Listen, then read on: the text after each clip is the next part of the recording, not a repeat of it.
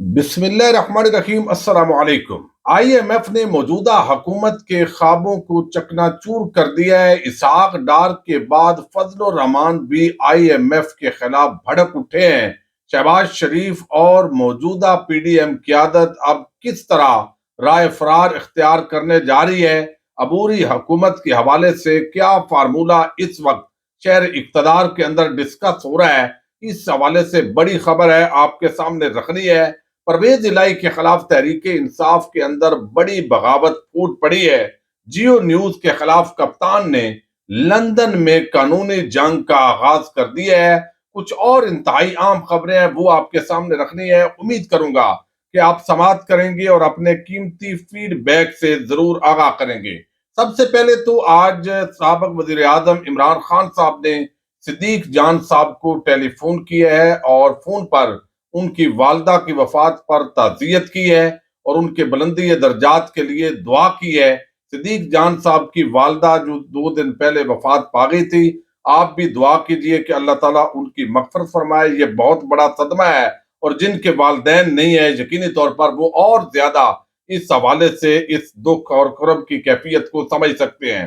اب عمران خان صاحب نے آج زمان پارک کے اندر بڑا مصروف دن گزارا ہے۔ پی ٹی آئی کے مختلف لوگوں نے ملاقات کی ہے، قانونی ٹیم نے بھی بیرسٹر علی ظفر کی قیادت کے اندر ملاقات کی ہے۔ دوسری طرف جو پی ٹی آئی کے ٹکٹ ہولڈرز ہیں، جو ایم این ایز ہیں، ایم پی ایز ہیں، جن کا لاہور سے تعلق ہے، وہ بھی ملے ہیں۔ کپتان نے وہاں پر ڈسکس کیا ہے کہ اگلے الیکشن کے اندر کس طرح کے لوگوں کو ہم نے ٹکٹ دینا ہے، اور واضح کیا ہے کہ جن لوگوں نے لانگ مارچ اور باقی ایونٹس کے اندر محنت کی ہے، پرانے نظریاتی کارکنان ہیں، موجودہ جو ایم پی ایز ہیں، جو اس وقت بھی تحریک انصاف کے ساتھ کھڑے ہیں، ان کو اس پورے معاملے کے اندر جو ہے وہ پریفرنس دی جائے گی۔ آزاد کشمیر کے وزیر اعظم تنویر الیاس نے شہباز شریف کو کم بخت، چور، عقل سے پیدل اور اس طرح کے القابات سے یاد کیا اور پوری طرح بعد ازاں وضاحت بھی کی ہے۔ آصف زرداری نے اسلام آباد کے اندر آج چودھری شجاعت حسین سے ملاقات کی ہے۔ اب کاف لیگ کو توڑا جا سکتا ہے، نہیں توڑا جا سکتا، اس پورے معاملے پر، نمبر گیم پر جو پنجاب میں صورتحال ہے، اس پر ڈسکس کی گئی ہے۔ فضل الرحمان نے بھی آج ایک پریس کانفرنس کی اور وہ بھی آئی ایم ایف پر گرجے ہیں، برسے ہیں۔ اسحاق ڈار بھی 2 دن پہلے انہوں نے بھی کہا کہ آئی ایم ایف جو ہے وہ بلیک میل کر رہا ہے۔ اب یہ فضل الرحمان نے بھی کہہ دیا ہے، تو صورتحال بڑی گمبھیر ہے۔ معاشی طور پر پاکستان اس وقت دل دل میں پھنسا ہوا ہے۔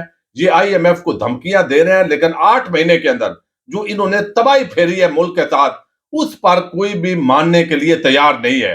لیکن اس پوری صورتحال کے اندر جو چودھری پرویز الہی نے انٹرویوز دیے ہیں، اس پر اب تحریک انصاف کے اندر بڑی بات ہو رہی ہے۔ نظریاتی جو کارکنان ہیں، جو ٹکٹ ہولڈرز ہیں، جو ایم پی ایز اور ایم این ایز ہیں، وہ کہہ رہے ہیں کہ خان صاحب کو چودھری پرویز الہی پر شروع دن سے بھروسہ نہیں کرنا چاہیے تھا، لیکن حالات کی مجبوری تھی۔ اور آج جو سینیٹر اعجاز چودھری ہیں، وہ تو کھل کر بولے ہیں۔ انہوں نے کہا کہ تحریک انصاف اور عمران خان کا فیصلہ اسمبلیاں تحلیل کرنے کے حوالے سے اٹل ہے۔ پرویز الہی کا بیانیہ تحریک انصاف کے بیانیے سے متصادم ہے۔ پرویز الہی اور مونس الہی کے حالیہ بیانات نظریہ ضرورت کے تحت ہیں۔ پرویز الہی اور مونس الہی پیغامات دے رہے ہیں کہ ہماری طرف دیکھیں۔ پرویز الہی ایسی باتیں نہ کریں جو سپورٹرز کو بھلی نہیں لگ رہی، جو ہمارے سپورٹرز کو یعنی بھلی نہیں لگ رہی۔ پرویز الہی جو ہے وہ سیاسی اسٹیبلشمنٹ کے مرہون منت رہی ہے۔ ان کی سیاست، چودھری برادران سیاسی اقدامات بغیر پوچھے نہیں کرتے۔ تو یہ اس حوالے سے انہوں نے کہا کہ تحریک انصاف جو ہے وہ اپنا حق رکھتی ہے اپنا فیصلہ کرنے کا، اور چودھری جو پرویز الہی ہیں وہ جس طریقے سے انہوں نے کیا ہے یہ انتہائی غیر مناسب ہے، ان کو نہیں کرنا چاہیے۔ پی ٹی آئی کا جو سپورٹر ہے، جو ورکر ہے، اس کو تکلیف پہنچی ہے کہ عمران خان کا جو بیانیہ تھا اس کے خلاف جو ہے وہ آپ نے ماحول سازی کر کے رکھ دی ہے۔ جیو نیوز نے آپ نے دیکھا کہ گزشتہ دنوں ایک عمر فاروق ظہور نامی شخص کا دبئی سے وہ ایک انٹرویو کیا گیا کہ وہ جو گھڑی ہے اس تک کیسے پہنچی، کون لے کر آیا، ایک پورا پلان پروگرام تھا۔ اور ان دنوں کے اندر جس طرح جیو نیوز نے شاہزیب خان زادہ نے اس کو ڈسکس کیا، تو اب لندن کے اندر اس وقت چونکہ خان صاحب نے اناؤنسمنٹ کی تھی کہ برطانیہ کے اندر، یو اے ای میں اور پاکستان میں قانونی کارروائی کی جائے گی، چونکہ یہ بہت ہو گیا ہے، انف از انف، یہ جھوٹا اور پراپیگنڈا کرتے ہیں، ٹی وی چینل کو اس کے لیے یوز کرتے ہیں۔ تو اب وکلاء سے مشاورت کرنے کے بعد جیو نیوز، شاہزیب خان زادہ، عمر فاروق ظہور ان کو نوٹس بھیج دیا گیا ہے، 14 دن کا وقت ہے، یا تو یہ معافی مانگے ورنہ قانونی کارروائی کا لندن کے اندر یو اے ای میں آغاز کر دیا جائے گا۔ خان صاحب نے واضح کیا ہے کہ جیو اور شہزیب خانزادہ نے مشہور فراڈیا کی بے بنیاد کہانی کے ذریعے الزام لگایا۔ کل بین الاقوامی مطلوب فراڈیا کی بے بنیاد کہانی کے ذریعے بہتان لگایا گیا ہے، اور اب ان کے خلاف میں نے مشورہ کیا ہے وکلاء سے، اور جیو خانزادہ جعل ساز کے خلاف پاکستان میں مقدمہ کروں گا، نہ صرف پاکستان بلکہ یو کے یو اے ای میں مقدمہ جو ہے وہ درج کیا جائے گا، لیکن نوٹس بھیج رہا ہوں 14 دن کے اندر اس کا جواب دیں، ورنہ قانون کے مطابق اس پورے معاملے پر جو ہے وہ بات کی جائے گی۔ اس کے ساتھ ہی جو اس وقت پوری جو صورتحال ہے وہ تبدیل ہوئی ہے، اس کے اندر ایک تو تحریک انصاف نے الیکشن کراؤ ملک بچاؤ مہم شروع کرنے کا فیصلہ کیا، اور مہم کا آغاز کا پہلا مرحلہ 7 سے 17 دسمبر تک جاری رہے گا۔ لاہور میں 11 روز میں 11 ریلیاں اور اجتماعات ہوں گے، روزانہ ایک حلقے میں ریلی ہوگی۔ پہلی ریلی 7 دسمبر کو حماد ادر کے حلقے میں نکالی جائے گی، تو یہ ساتھ ساتھ جو احتجاج ہے اس کا سلسلہ بھی شروع کر دیا گیا ہے۔ لیکن اس پوری صورتحال کے اندر جہاں پر اس وقت خان صاحب ڈٹے ہوئے ہیں، یہ ایک پوری جو صورتحال ہے وہ واضح ہے، لیکن اس وقت جو آئی ایم ایف ہے ظاہر ہے وہ پیسے ابھی تک نہیں دے رہا، کچھ شرائط رکھ رہا ہے، جس کی وجہ سے حکومتی جو اتحادی ہیں وہ مکمل طور پر گھبرائے ہوئے ہیں، اور اس کے ساتھ پاکستان کی معیشت مہنگائی برکس نکل چکا ہے عوام کا۔ پھر ابھی جو رپورٹ آئی ہے جس کے مطابق سویابین روکی ہوئی ہے، یہاں پر کنٹینرز نہیں اتارے جا رہے، اس کی وجہ سے چونکہ سویابین کا استعمال ہوتا ہے جو پولٹری کے لیے فیڈ ہے وہ تیار ہوتی ہے، تو یہ خدشہ ظاہر کیا گیا ہے کہ اگر یہ اسی طرح رکے رہے، اور پچھلے دنوں آپ نے دیکھا کہ طارق بشیر چیمہ اس نے بڑی تلخ کلامی کی، اور جس طرح یہ معاملات ہو گئے ہیں تو 1000 روپے تک یہ میڈیا رپورٹس آئی ہیں، اس کے مطابق یہ پولٹری یعنی جو 1 کلو جو مرغی ہے اس کی قیمت ہو سکتی ہے 500 روپے درجن، انڈے ہو سکتے ہیں۔ اگر یہ خبر درست ہے اور واقعتاً یہ جہاز کلیئرنس نہیں ملتے تو یہ ایک بڑی گمبھیر قسم کی صورتحال ہوگی، اور عوام جو ہے آج کل چونکہ یہ مرغی کا جو گوشت ہے وہ مہمان جب آتے ہیں اور ویسے بھی اس کا بڑا استعمال ہوتا ہے، تو جو مریض ہوتے ہیں ان کے لیے بھی جو بڑا گوشت ہوتا ہے وہ منع ہوتا ہے، تو موسٹلی یہ بہت سارا آج کل سردی میں سوپ کے اندر بھی استعمال ہوتا ہے بہت ساری جگہوں پر، تو یہ اگر مہنگا ہوتا ہے تو اس کا عام آدمی پر امپیکٹ پڑے گا، اور پولٹری ایسوسی ایشن نے اس پر بھرپور احتجاج کیا ہے۔ اب ایک فارمولہ ڈسکس ہو رہا ہے اور اس کا اظہار جو ہے وہ آج فواد چودھری نے بھی کیے ہیں، لیکن بات یہ ہو رہی ہے کہ چونکہ یہ تو پی ڈی ایم ماننے کے لیے تیار نہیں ہے کہ ہم ہار گئے ہیں، عمران خان کے ساتھ عوام کھڑی ہو گئی ہے، مزید مہنگائی بڑھے گی کم نہیں ہوگی، تو اس کا جو الٹیمیٹلی نتیجہ نکلے گا، چونکہ 34 ارب ڈالر یہ پاکستان نے 1 سال کے اندر واپسی کرنی ہے، تو ان حالات کے اندر مزید بہتری تو نہیں ہونی، عوام پر مزید مہنگائی آئے گی، اس کی وجہ سے لوگ خلاف ہوں گے۔ لیکن ابھی اگر الیکشن کی طرف جاتے ہیں تو یہ ایسے ہوگا جیسے عمران خان کی فتح ہے، انہوں نے دباؤ ڈالا ہے اور مان لیا ہے۔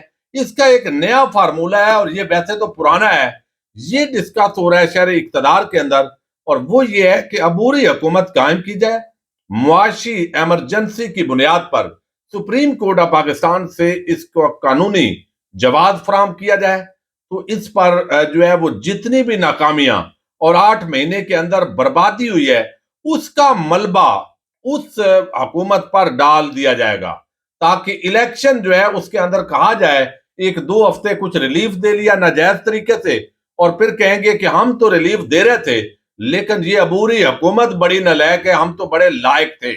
اب یہ جس طرح آئی ایم ایف نے شرائط رکھی ہے، جو صورتحال بن رہی ہے، تو آج باقاعدہ یہ فواد چودھری نے بھی بات کی ہے کہ اسلام آباد میں ایک تھیوری چل رہی ہے، انٹرم حکومت بنائے اور سپریم کورٹ اس کی منظوری دے، 90 دن کی بجائے 9 مہینے یا 1 سال کے لیے اس کی منظوری دی جائے۔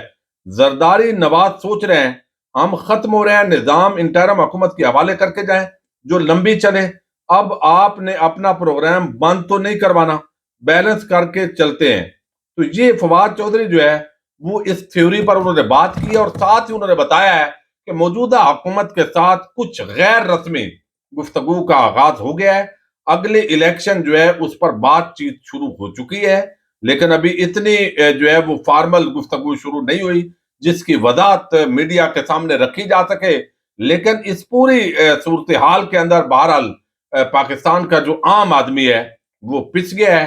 الیکشن ابھی اگر نہیں کرواتے، لیٹ کروائیں گے تو عوام کے لیے اور زیادہ پریشانی بڑھے گی، اور اس کا الٹیمیٹلی امپیکٹ پڑ رہا ہے.